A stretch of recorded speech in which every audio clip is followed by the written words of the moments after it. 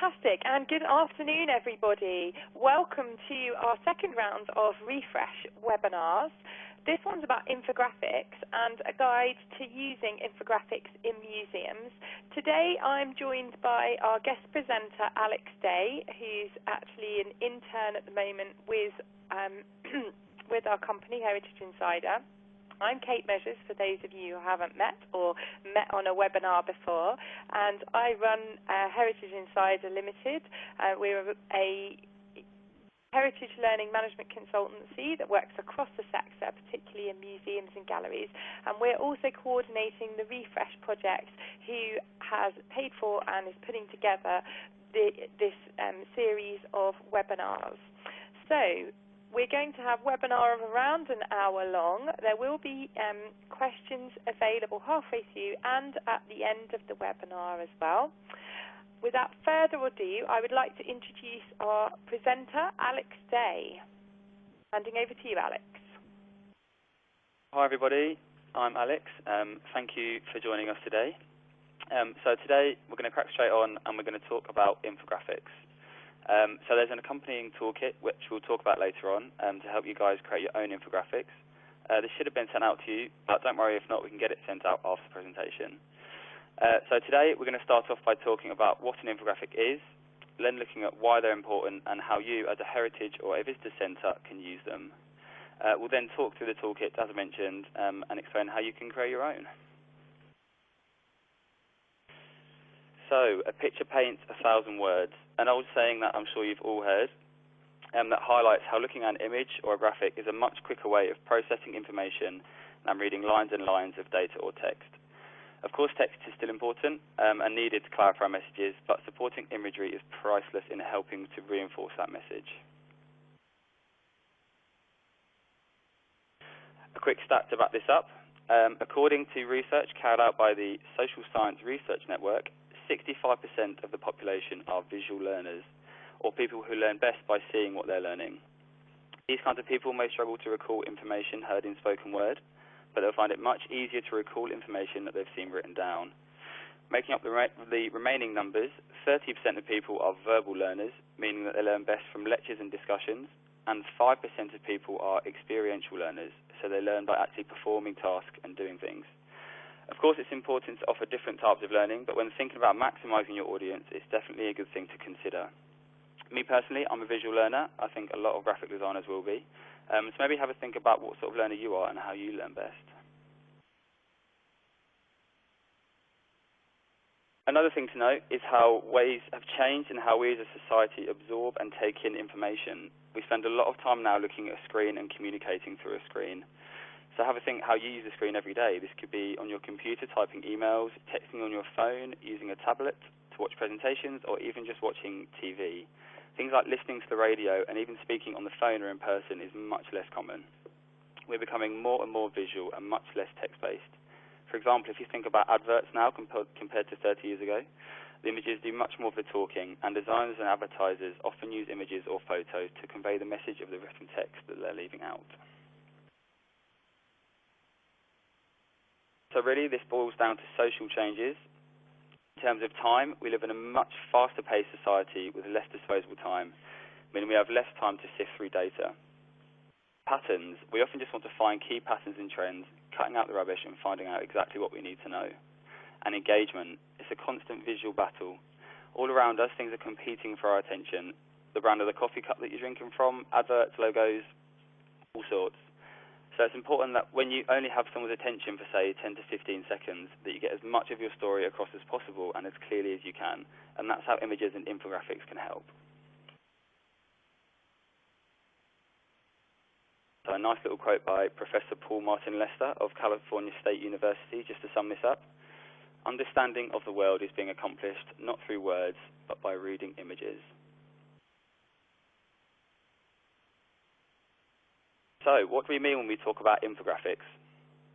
Essentially, it's turning dull, boring, indigestible data, so tables of numbers, maybe text from a book or a magazine, recorded conversations about between people, or for you guys, it could be statistics about visitors to your museum and their behaviour.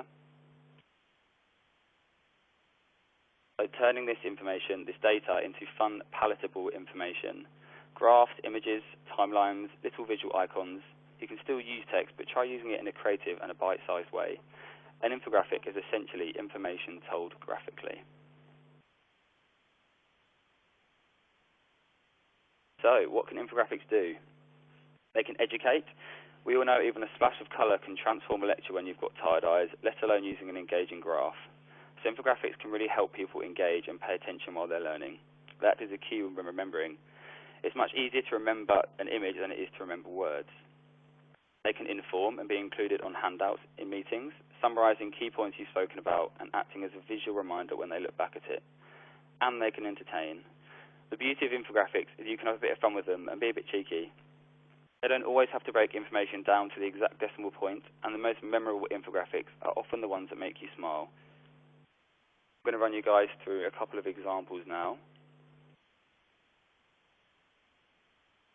So first up is an infographic included in the Information is Beautiful book and website, a really wonderful website that has a huge range of stunning and interactive infographics.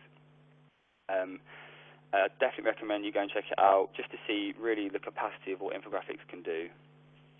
So this infographic here is the billion-dollar-ogram and uses blocks of colour and scale to create an impact. It doesn't necessarily make it easy for you to remember the numbers that it talks about, but it makes it much easier to remember the size and scale of things in comparison to one another. Probably one of the most notable stories on this page is between the pink box in the top left, which says lifting 1 billion out of extreme poverty at an estimated cost of $300 billion, and the purple box in the top right, the total cost of the Iraq and Afghanistan war at an estimated cost of $3,000 billion. Obviously, the numbers are still impactful when you hear them, 300 against 3,000, but being able to see how many times you can fit that pink box inside that purple box makes it much more memorable and impactful. Again, when you look at African debt, the black box in the top row, you can fit that block inside the Iraq and Afghanistan budgets over 13 times. And when you look in the bottom left-hand corner, the little pink box, it says the cost to eradicate AIDS worldwide, which stands at $64 billion. And that box fills just over half the space in the light green box to the right of it. That says Wall Street bonuses. And all of these you can fit inside a big box that says the worldwide cost of the fund, and you can find that on the Information is Beautiful website. Turning these numbers into memorable, digestible visual imagery, and as we said earlier, turning dull data into fun, palatable information.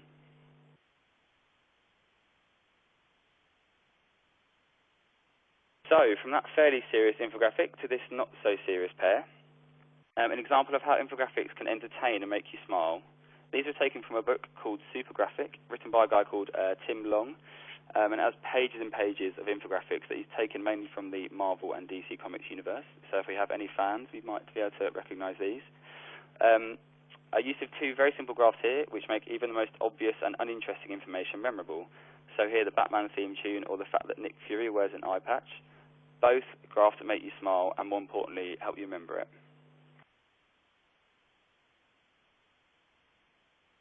And here is a really nicely designed interpretation of Alice in Wonderland as an infographic. It was designed by a University of Leeds graduate, actually, a girl who was on my course a few years ago, and has some really simple and clever graphics in it to take you through the story of Alice in Wonderland. It's a great example of how anything can be supported by the aid of infographics, and how it can take something classic and set in stone and give it a nice, refreshing twist. You can relate this example nicely to museum interpretation, which of course is all about storytelling and guiding people through a story, and this is an example of a really clean and engaging way of doing that. So from three really great examples to one that needs a bit more work, this is from the Fox News TV channel, a simple bit of information just to highlight voter happiness in America that could really do with an extensive or extended infographic to help it. The information does make sense, but it's not told in a particularly great way. When the information is cut down to its basics, as they've done here, it's even more important to make sure that it's clear. So in this example, obviously if you look at it straight away, it looks as though they've interviewed 110% of people, which of course is impossible. But what it really means is 50% of the above 60% who are strongly disapproving. So even a simple graph or even a line connecting the two would make this much easier to understand. On Twitter, there was a big uproar, people throwing their hands up and saying that it doesn't make sense.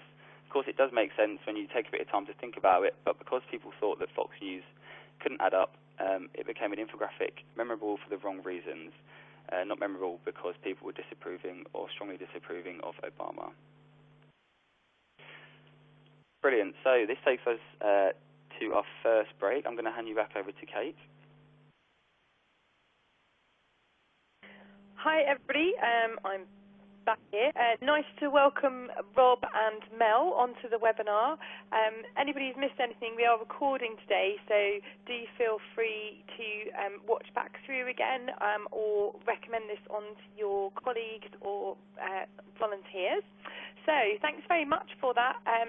Alex, that was a fantastic introduction to infographics. Do we have any questions or comments or ideas from the audience? I'll let you use the chat box on the left-hand side just to pose anything there, and I'll give you a couple of minutes just to have a think and add anything in there.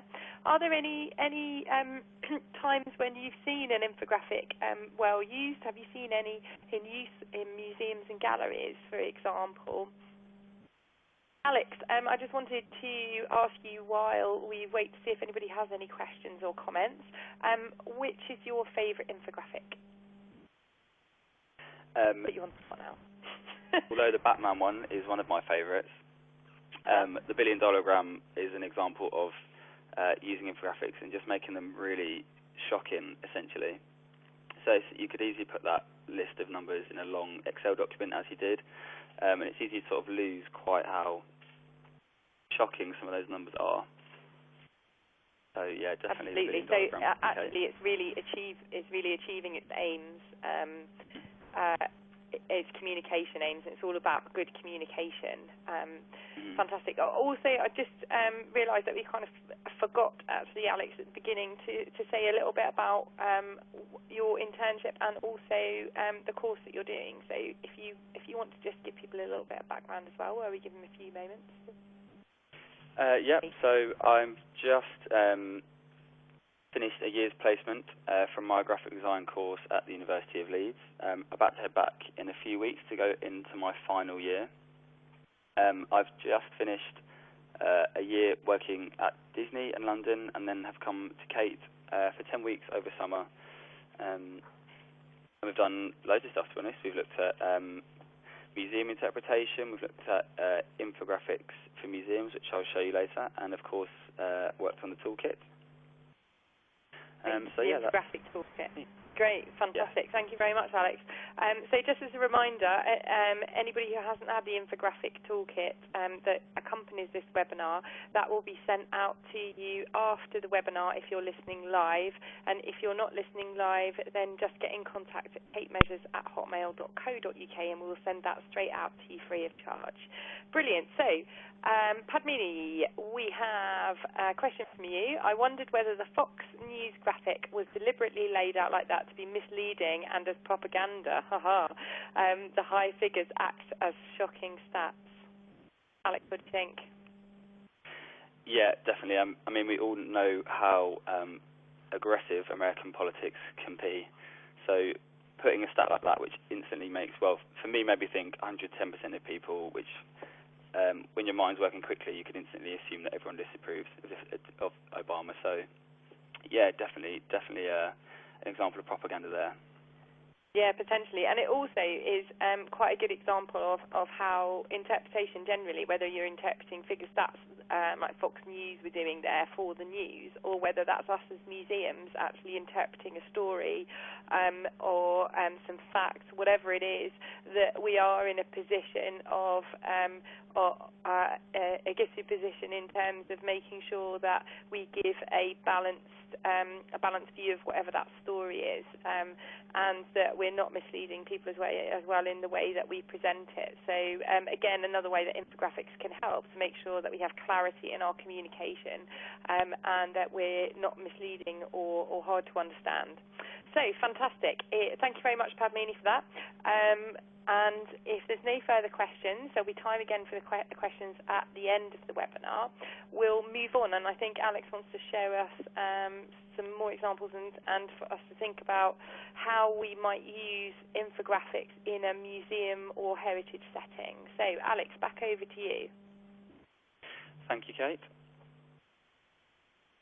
Okay, so having looked at what an infographic is and some examples of infographics, we're going to talk about why this is relevant for you as a museum and how you can make the most of them. The most obvious example of why infographics are relevant for a museum is the use of infographics in interpretation. As we mentioned earlier, interpretation is all about storytelling, guiding visitors through the information and pointing out the key bits for them. Interpretation and infographics go hand in hand in the sense they serve the same purpose, which is to present information and stories to visitors in the most accessible way, essentially creating a visual hierarchy and layering information by calling out key bits or pushing other bits to the back maybe. So timelines are a great example of infographics in a museum. The example you just see on the right-hand side here is from the Shakespeare's birthplace, which Kate and I visited recently, which have been recently renovated, and this is just a snapshot of a long timeline along one of its walls that you walk along as you head outside. It's a really easy chance for you just to pick out bits of information, not necessarily reading through the whole thing, but picking out certain bits that may catch your eye. Can I just say that I just had the initial evaluation from that as part of a massive exhibition, new exhibition called Lost in Words, I think. Yeah, so Beyond Words.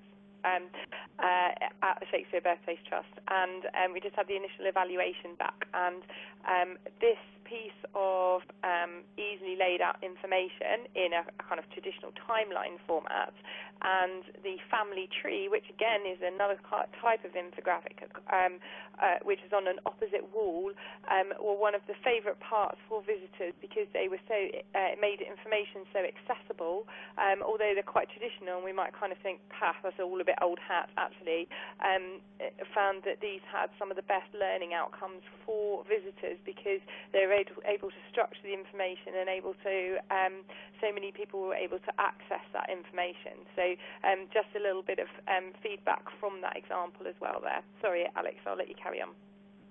Thank you, Kate. But, of course, infographics and icons don't have to just be restricted to interpretation in your museum. They can be great for signage, directions, and maps. It can also be a great way to take the edge off of temporary signage. So, for example, if you have a space closed for refurbishment or for an exhibition being opened, rather than just putting a bit of paper up with area closed written in bold letters, maybe, I don't know, like a simple pie chart split into tongue-in-cheek reasons while the area is closed can be just a really easy way to improve and personalise your visitor experience and add some personality to your museum. Finally, one of the most important benefits of an infographic is something that I know Kay has touched on in her webinars before, and that's advocacy. So using infographics to persuade people.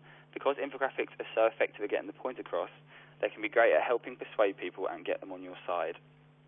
A famous example that you can see here is an infographic by Florence Nightingale that she made to persuade Queen Victoria to invest and improve in conditions in military hospitals.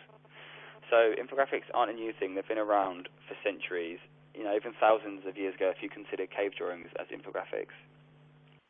Similar to the billion-dollar-gram that we saw earlier, the use of competing size colour blocks that Florence Nightingale used here really helps convey the scale of the issue at hand. And you can use infographics, to convey the scale of how important it is for you guys to have investment in your displays and your interpretation. So that brings us on to the ReFresh project toolkit that I mentioned earlier. And this is something that we said at the beginning should have been sent out to you guys, but if not, no worries at all. We're going to look at what's inside of it now, and then we can send it out to you after if need be. So it includes a 3-page how-to guide, a folder of elements, so little images and icons and graphs for you guys to use, and a page template for you to put them all together, and it's editable in Microsoft Word as well. So the 3-page guide will run you through how to make an infographic and how they should look, and then the folder of elements and little images or little parts of the puzzle, as you might like to think of them. These are all included in the pack, and the templates are there to help you easily make your own and fit them all together on a page. So, how do you make an infographic? The most important thing to think about, number one, is your audience. So who's going to see the infographic and who do you want to get out of it? If it's for visitors to the museum, have a think about their age demographic. Is it elderly people that are more likely to engage with facts and dates? Or is it kids where it's likely you're going to need colours and pictures? Or are you using this to present at a board meeting? Then you may need a mix, and you'll need to be selective about the information that you're choosing to help get your point across, which leads me on to point 2. Choose the key information. Often it's tempting just to throw everything on the page, but then you lose the point of an infographic, which is cutting out the rubbish and making information clear. Choose the information they need to know, even if it just ends up being 1, 2, or 3 diagrams. But that way, it's likely they're going to remember those 1, 2, or 3 diagrams, rather than throwing 10 diagrams at them, which is unlikely they're going to remember any of them. And then number 3, tell it. Tell your story. Use the bits of the puzzle that we've provided for you, so the icons, the templates, and the images. This might be a timeline if you have a series of key dates, a pie chart if you have percentages, or a map if you have lots of different locations. Even small icons or small bits of text if you don't have data, but have a little nugget of information that you want to share. Number 4, some things to consider while you're telling it. If you can, use a couple of colours. It's so much more engaging and memorable than black and white, even if it's just black and one other colour. And make sure you use colours that sit nicely with each other.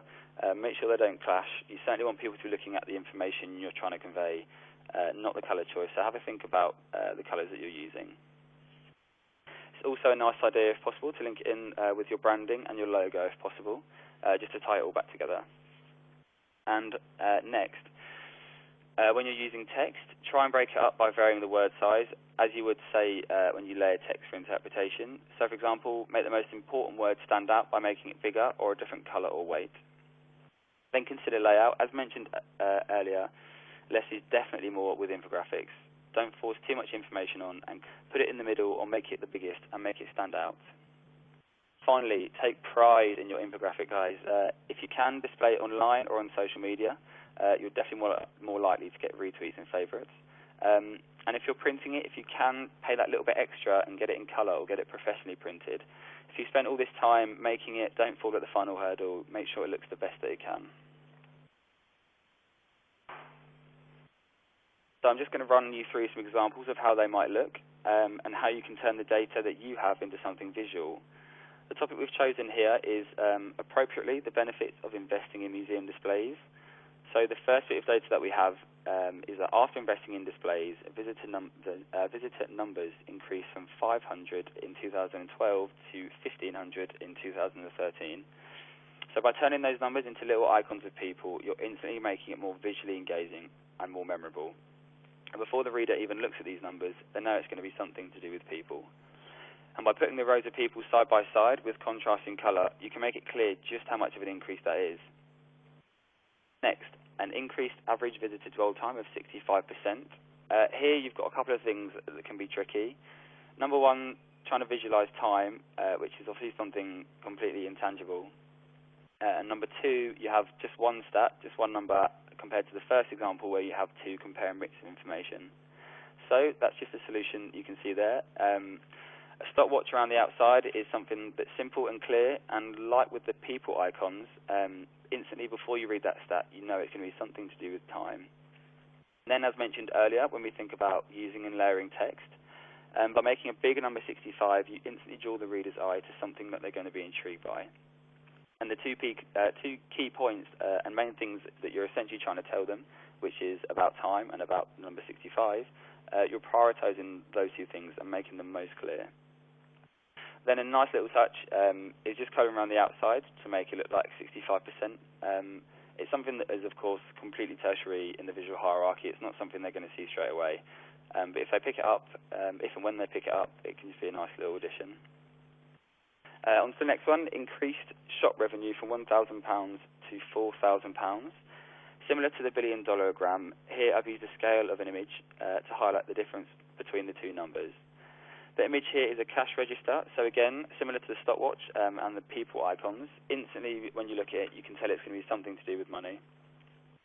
And finally, Looking at visitor enjoyment, again, something completely intangible and it's difficult to quite quantify enjoyment. But two icons here of people with their arms in the air, as I'm sure we all do when we're enjoying stuff, is a really simple way just to illustrate this.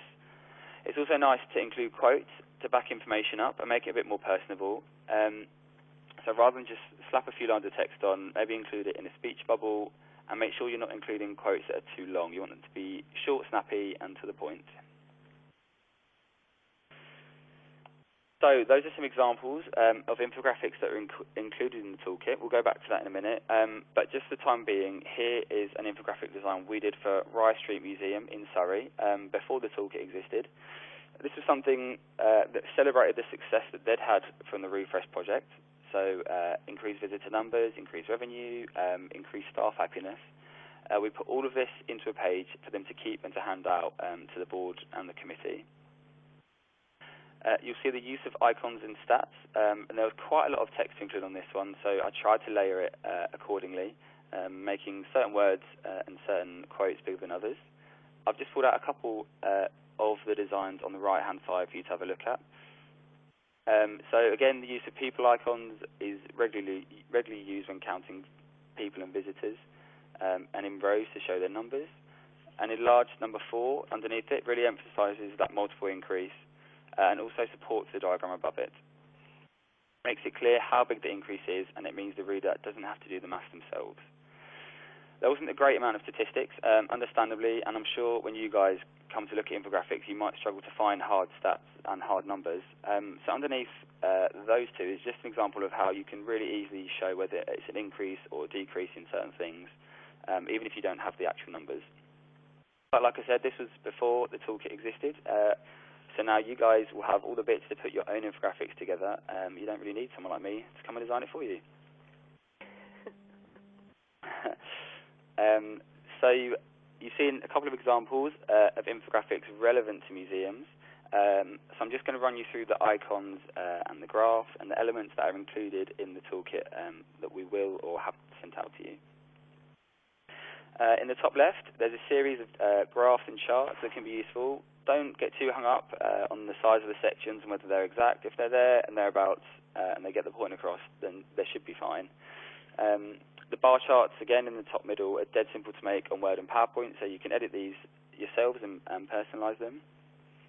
And just below these is a timeline that we mentioned earlier. A really nice way to lay out key dates and stories, and especially effective in interpretation, as we showed earlier. A map and location marker in the top right can be really useful when highlighting different places. Again, rather than just saying this is where something happened, actually show them where it happened and make it a bit more relatable for them. Although the graphs at the bottom need to be personalised, they're quite specific at the moment. Just a way to show how you can visualise a vast amount of numbers if you have got hold of quite a lot of statistics, and how good use of colour can really help make them easier to read. Next up, we've got a load of great icons and images that you can use. For example, a banner when you've got something to shout about, or maybe, as Rye Museum did, they installed a banner outside, so it's something that you can include to illustrate this. We've then got a computer and a phone to show when you need something digital, arrows to show change in direction, different age demographics, speech bubbles, thought bubbles, social media icons, money, transport, a recycling icon, time, revenue, paper handouts, digital connectivity, anything that you guys may want to use in your infographics, they should be there. Even if you just need to use them as a small visual cue or just visual support for the text, they can really break up an A4 document filled with words.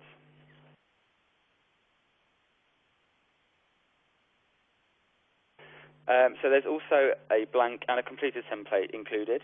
This is the blank template, which has been sent out to you guys as a Word document, so it's really easy for you guys to edit and throw your own images in.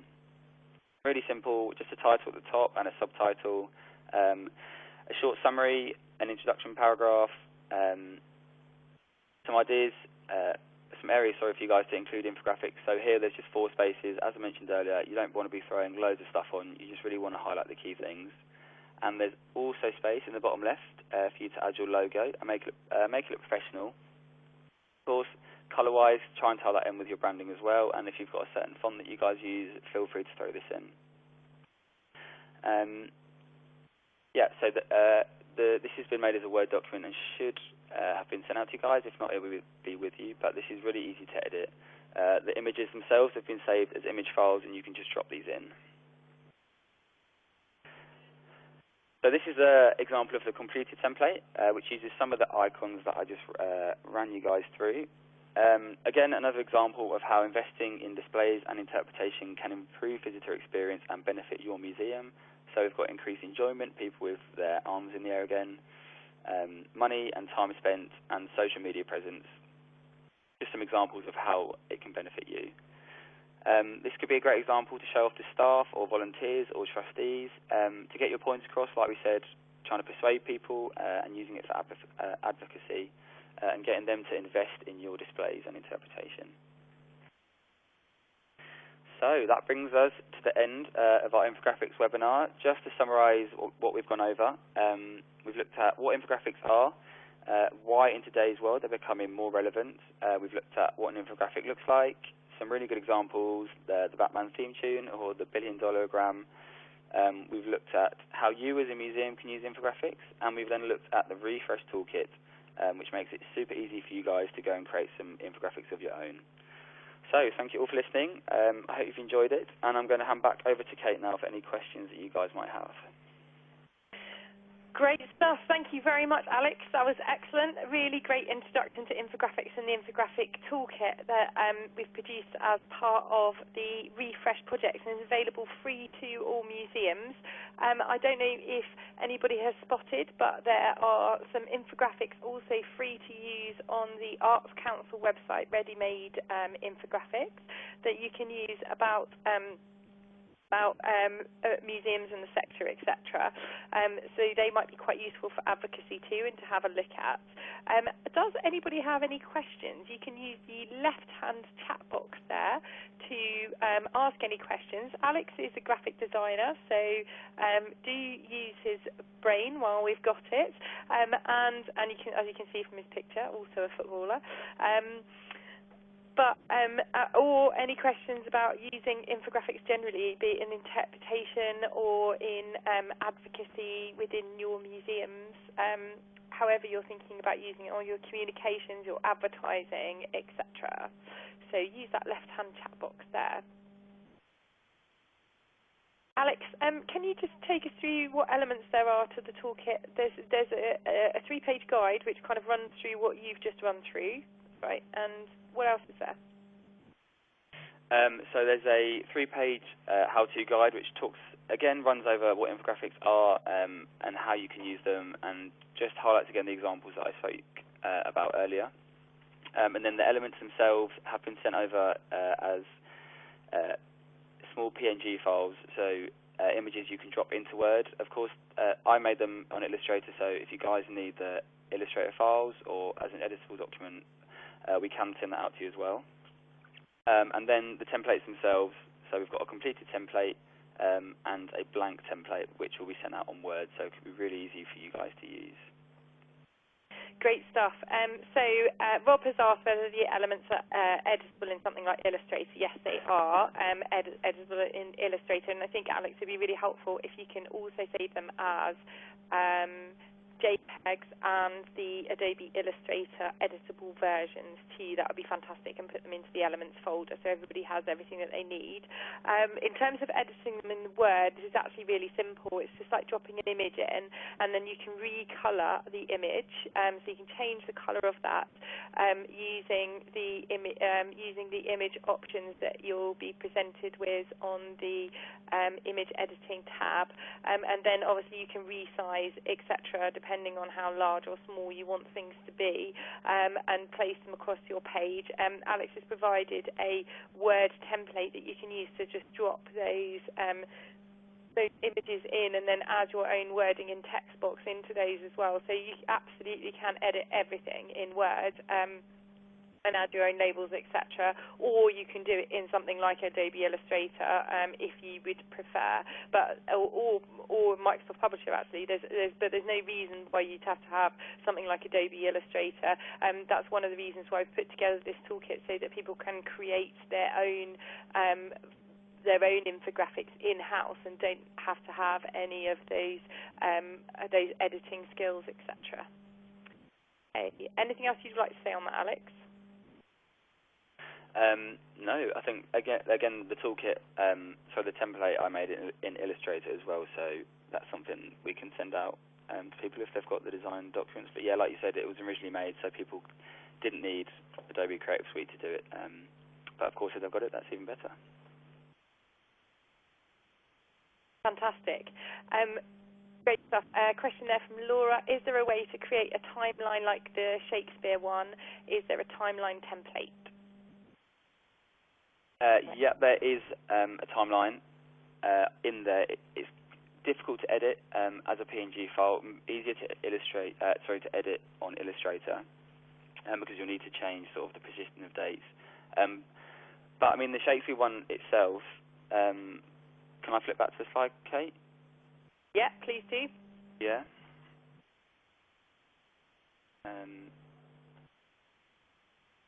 So yeah, the timeline we've got here is, you know, a dead simple line to make if you wanted to make it yourself. So just a box along the bottom, and then lines coming out of it, so you can find dates. Yeah, timelines are something that, you know, are dead simple. Don't overcomplicate them by any means. Yeah, this is just an example of how you can do that. I hope that answers your question, Laura. Great stuff. Yeah, so in fact, actually, for the exhibition that I was guest curator on over the summer in Newbury, we created a timeline there, and I actually just created it in Word, very similar to the Shakespeare's Birthplace Trust one there. Obviously, you can see that SBT Shakespeare Birthplace Trust one there has some bespoke illustration that you would need to